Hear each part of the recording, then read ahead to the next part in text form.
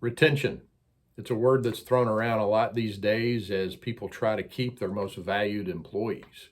Most statistics I read show that the disengagement of most U.S. employees is over 50%, with 15% being actively disengaged, meaning they're miserable and they're working negatively against your company.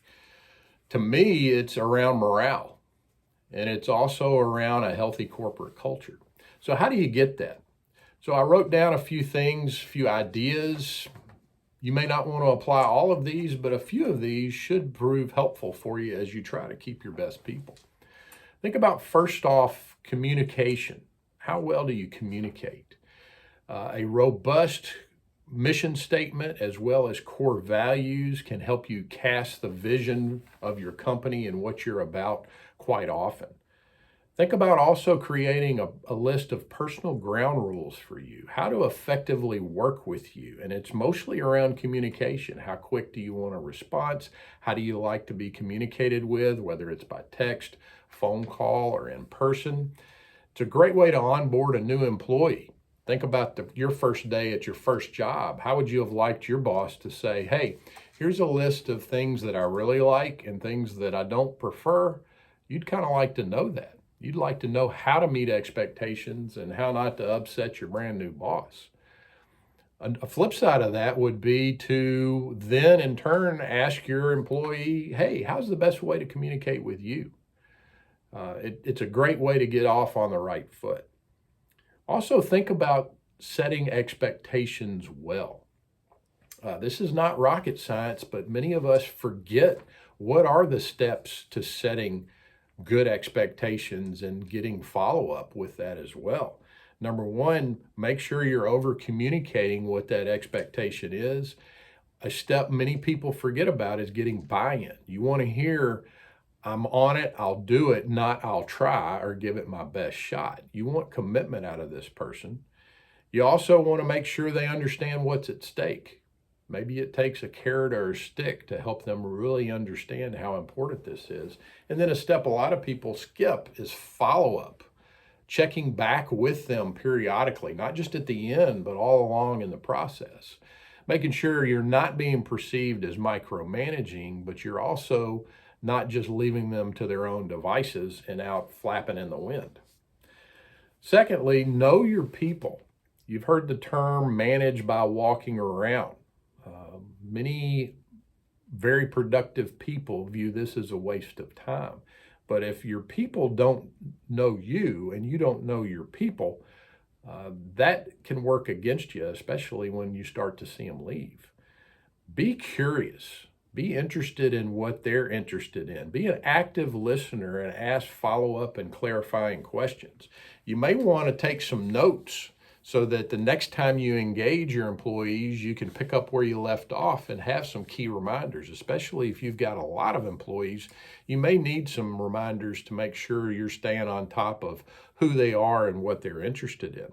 Consider having stay interviews. There's a blog post and YouTube video that I did a week or so ago on the value of finding out why your best employees continue to choose to work where you are. You'd much rather hear this information while they're still there than in an exit interview on why they're leaving. Lastly, in this area, think about doing a Working Genius workshop. This is a great way to help the entire team find out what brings energy, fulfillment, and joy with each other, and know how to recognize the geniuses in everybody on the team, as well as get some help in the areas that pretty much aren't that exciting to you and you don't enjoy doing. Third category is to think about affirming, acknowledging, and rewarding your people. Have regular celebration ceremonies that allow you to be able to recognize milestones when somebody's been there 5, 10, 15 years, announce promotions, and also acknowledge significant progress that's being made either individually or as a team. You may want to consider giving out significant gifts at unusual times during the year where it's unexpected. A great resource for this is the book by John Ruhlin, Giftology. You may want to check that out. A word of caution here is you don't want to give something that's nominal or perceived as cheap. That can work against you. I've talked to many of folks that felt insulted by what they were given. So it'd be better to give nothing at all than something that's going to work against you and actually be counterproductive to you trying to affirm your people. Also, think about friendly team competitions. I remember back on the trading floor, we would have competitions and giveaways, and folks were more interested in winning than they were actually in what it was they were winning. They just wanted to be acknowledged and loved the healthy competition. You want to make sure it's those competitions and what you're striving for support your core values, though. Think about also starting a dream manager program. You could find out what it is that your employees are really dreaming about in their personal life and then help them take concrete steps to reach those goals. You could create a bulletin board where people, once they achieve their dream, can post it up there. It's pretty aspirational and it helps everybody get excited for that person and think about what they want to do as well.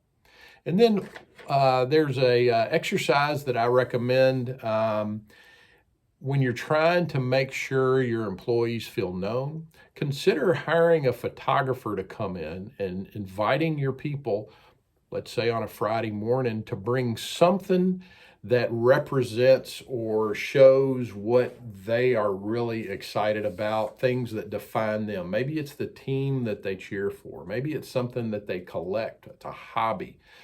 Maybe it's a sport that they enjoy. Have them come in, put on that jersey or hold something that represents what it is they actually really love to do, and then have a photographer take their photo and then display them in a common area where all of the employees get to see each other.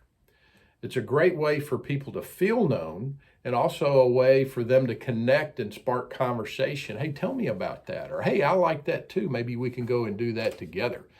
That's a great opportunity for you to be able to think about affirming and acknowledging your people. The last area that I'd like to cover is about developing your people. Think about creating an internal professional development program for your people, especially your managers. You could do one-on-one coaching for your managers as well, because the saying is people don't leave a company, they leave their managers. So you want a healthy environment. And then advertise that you're providing this. I can't tell you how many people I talk to that are unaware that there's professional development that's been paid for and that is available for the employees. You need to let them know if you're going to do it and you're going to pay for it, then at least advertise and make sure that they, even if they don't take advantage of it, they at least know that you care and that it's important to you. Think about doing workshops and team building exercises, possibly during a quarterly offsite. Something that's fun, that gets everybody engaged and it allows them to be able to get to know each other outside the context of your work. And then lastly, think about developing a formal mentoring program. A lot of people have a lot to give, but they wouldn't assume that people would want to learn and know about it. And so they're not going to be presumptuous and offer that up. Some of your younger employees who need a mentor and would like a mentor are a little bit shy. So if you have a way to be able to sign up for that, that will grease the skids and get that potentially going. And you're going to find that your employees that are being mentored are going to move along much more rapidly, make fewer mistakes, socially as well as professionally by having a mentor. And then you're going to also find your mentors get a lot of joy and fulfillment out of helping somebody younger and not as experienced as they are move along as well. It's a great way to help people be engaged at work, and definitely they're going to get to know each other at a deeper way.